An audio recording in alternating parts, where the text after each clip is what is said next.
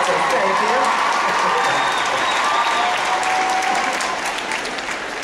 Now, I eventually graduated high school. I went on to university, and I was the first person out of my entire family to go to university. I graduated, got into the real world, and I wanted a job that not only paid well, but made the world a better place. And I didn't know how to find that. Until about 10 years ago, a good friend of mine called and invited me to go on a volunteer trip to Kenya to help build a school with this organization called WE, which I know you know about. You got to hear Craig speak earlier. And at first I told my friend, I was like, what? You want me to go to Kenya? Remember, standing on my hands, I'm 2'7" tall. I'm pretty sure that is a snack to half the animals in Kenya. And I don't want to be Meals on Wheels, thank you. And I hung up the phone. But I realized that if I was truly going to start a new journey, I needed to step outside my comfort zone and take a risk. So in March of 2008, I went to Kenya.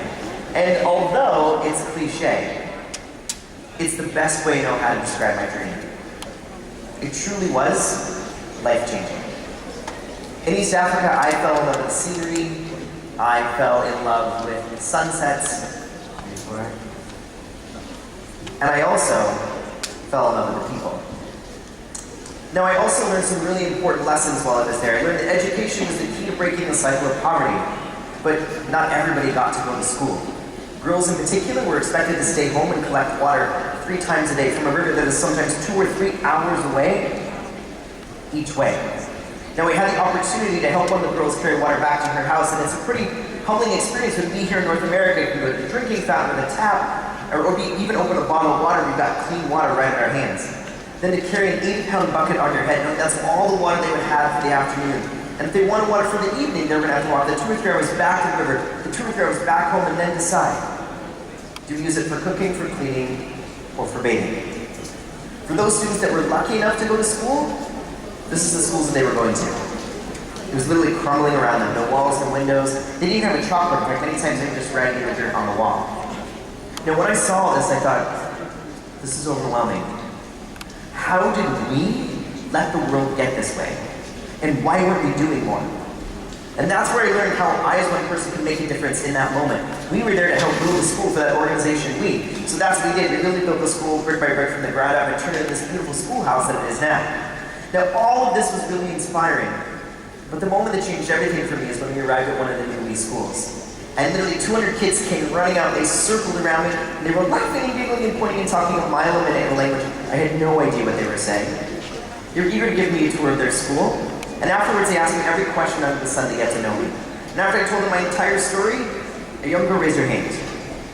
She looked at me, and in Swahili, the language I speak in East Africa, she said, "Sukuja hiyo kitu, ingefanyika uzuri pia."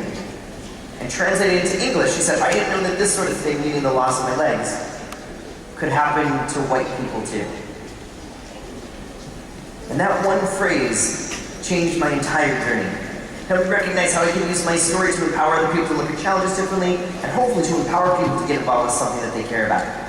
When I came home to North America, I couldn't go back to my normal life. I applied for a job at WE, a few months later moved to Canada to be an ambassador of social change.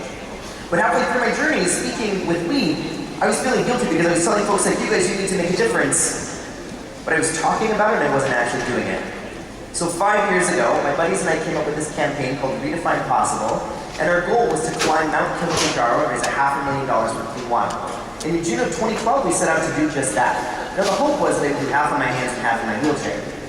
But when we got to Kilimanjaro, I was walking way more on my hands than we ever anticipated. And I'm so glad that when I asked my 2 best friends to come with me, they said yes, because they needed them. They would literally carry me above their head when my arms needed a break. They would help push me in my chair.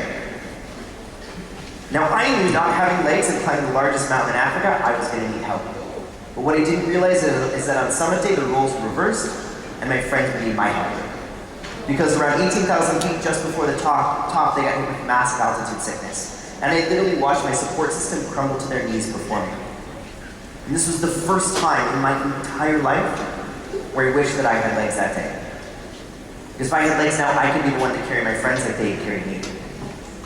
But I don't have legs, so instead I did what my parents taught me, and that was to focus on the things that I could do. My buddies kept saying it's really inspiring to watch you walk, and I thought if that's all that I can do, then I will do that to the best of my ability. And I stood in between my 2 best friends, and I said this journey started with the 3 of us, and it's going to end with the 3 of us. And this is what happened next. Through the night, We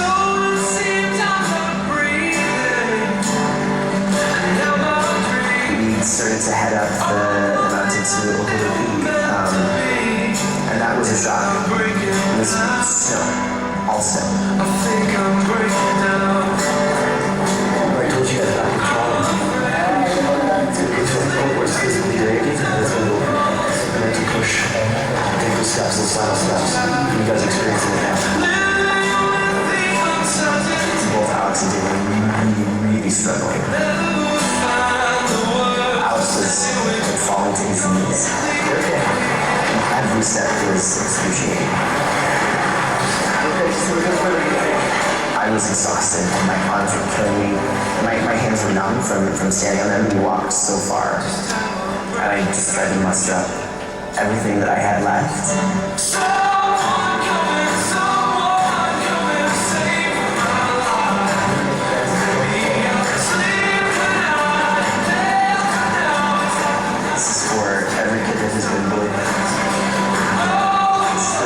Decided disability and felt like they couldn't do things and didn't belong. This is for every person who felt they couldn't change the world. This is for every person who feel like they were lost on their journey. This is for every person who has ever tried to figure out what their life is about.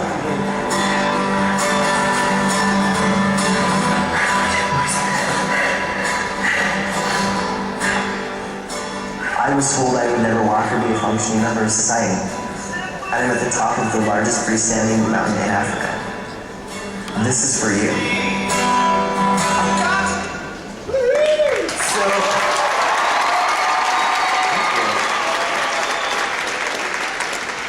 Hand over hand and foot over foot, we walked until we made it to the summit, and we collapsed and cried. We were Greek Methodist and afraid to cry. And we also celebrated, because not only did we make it to the top, but we actually raised well over our goal, which provided clean water to 12,500 people for life living communities in East Africa. But we also did it to show all of you that even though I was told I would never walk, sit up, and be a functioning member of society, if I can get to the top of the largest mountain in Africa, what more can we all do to make the world a little bit better of a place? But as many of you know, poverty doesn't get a summer vacation or even a spring break.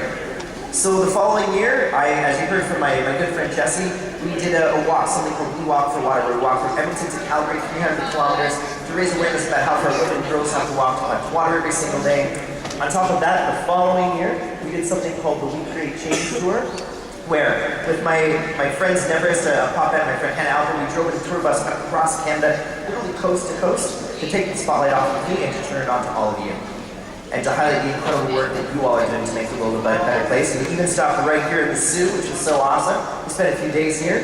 And then, as Jesse mentioned, the following year, I got to go on tour with a good friend of mine. You might know her. Her name's Demi Lovato.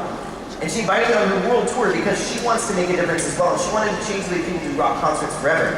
So I opened for her shows every single night all across North America to bring this message to her audience, because it's not just about her music. There are things that she cares about too. Now the reason that I told you all these things, and the reason that I did all these things, is not because I want you to think I'm cool. Well, maybe the Demi thing a little bit. I never set out to be an inspiration. That's never been my goal. I just wanted to make the world a better place and make some money at the same time. But if what I do gets you to look at the world differently and to do the work, then I will humbly take that title of inspiration. But I'm not doing anything that you can't do. Remember, I was told when I was born that I would never sit up, stand up, or be a functioning member of society.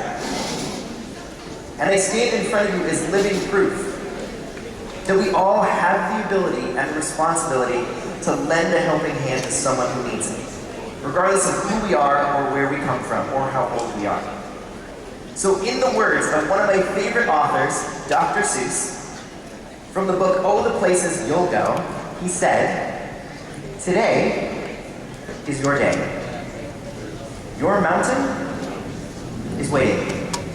So get on your way." Folks, it was so great to hang out with you again.